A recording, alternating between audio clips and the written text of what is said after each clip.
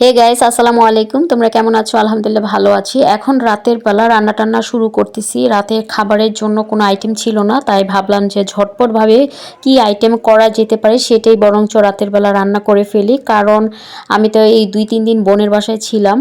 আজকে বিকেলবেলা বাসায় আসছি। এখন বাসায় তো রান্নার কোনো আইটেম নাই, তার জন্য এখন রান্নাটা করে ফেলতেছি। আর ঝটপটভাবে কি রান্না করা যেতে পারে ভাবতে ভাবতে পরে ভাবলাম যে মুরগি ভুনা করব, আর হচ্ছে খুদের চাল দিয়ে অমনি রান্না করব। আমরা আমাদের অঞ্চলে খুদের চাল যেটা তেল মানে পোলাও স্টাইলে রান্না করি সেটাকে আমরা অমনি বলি। অনেক জায়গায় অনেক কিছু বলে থাকে, খুদের ভাতও বলে থাকে, তবে আমরা অমনি বলি। তো এখন এই খুদের চাল দিয়ে আর কি পোলাও স্টাইলে রান্না করতেছি। আর এটার মধ্যে আমি অল্প কয়েকটা ডালও দিয়ে দিছি, দেখি টেস্টটা কেমন লাগে। কারণ আমি মাঝে মধ্যে ভিডিওর ভিতর দেখি অনেকেই নাকি এরকম খুদের চালের ভিতর কয়েকটা ডাল দিয়ে দেয়, সেটা নাকি খেতে ভালোই লাগে। আর এখান দিয়ে মুরগি ভুনা করব এখন, তার জন্য পেঁয়াজ, তারপরে একটা ঘরের মধ্যে কাঁচা টমেটো ছিল সেটাও দিয়ে দিছি।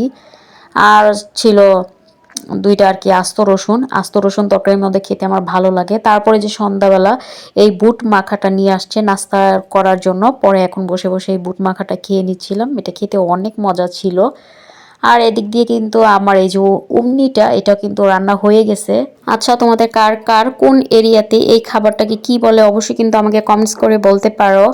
কারণ আমরা তো এটাকে উমনি বলি, আর কারা কোন জায়গায় কি বলে সেটা তো আর জানি না। তো এই যে দেখতে পাচ্ছ একদম কিন্তু ঝরঝরে হয়েছে, আর ঝরঝরে হলে কিন্তু এটা খেতে দারুণ লাগে। তারপরে এখান দিয়ে কিন্তু এই যে পেঁয়াজটা একদম মানে একদম নরম হয়ে ভাজা ভাজা হয়ে আসছে। তারপরে এই যে মশলা টশলা দিয়ে এবার এটাকে কষিয়ে নিলাম। তারপরে ভাবলাম যে মুরগির সাথে একটু আলুও দিয়ে দিই, যেহেতু মাংস পরিমাণ এখানে কম ছিল এর জন্য আমি আবার এখানে 2টা আলু অ্যাড করে দিলাম। এখানে আলু দিয়ে তারপরে এই যে কষানো মশলার মধ্যে মাংস আলু দিয়ে দিছি। আর এটা তরকারিটা একটু ঝাল ঝাল হয়েছে, কারণ ঝাল ঝাল তরকারি খেতে ভালোই লাগে। আমার আবার ব্রয়লার মুরগি ভেজে অনেকে রান্না করে, সেটা একদমই ভালো লাগে না। এইভাবে মানে মশলার মধ্যে কষিয়ে রান্না করতে বেশি ভালো লাগে। তো এখন মশলাটার মধ্যে মাংসগুলো অনেকক্ষণ সময় নিয়ে আমি এটাকে কষাবো। মনে করো যে কষাতে কষাতেই আমি এটা কিন্তু মাংসগুলো একদম সিদ্ধ করে ফেলবো।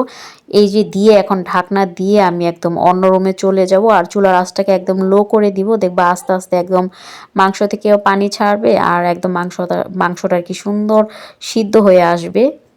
আর এইভাবে খেতে কিন্তু অনেক মজা হয় তরকারি।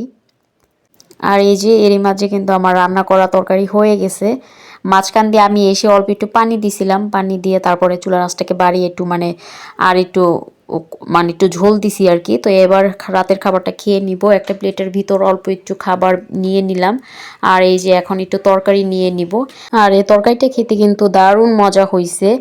আর আমি এখানে আস্ত রসুনটাও নিয়ে নিছি, কারণ মাংসের তরকারির ভিতর আমার আস্ত রসুন খেতে অনেক বেশি মজা লাগে। আমার মতো কারা কারা মাংসের তরকারির ভিতর আস্ত রসুন খেতে পছন্দ করো? আমার অনেক তো ভালো লাগে। আর রসুন খাওয়া এমনিতেও স্বাস্থ্যের জন্য কিন্তু অনেক বেশি ভালো।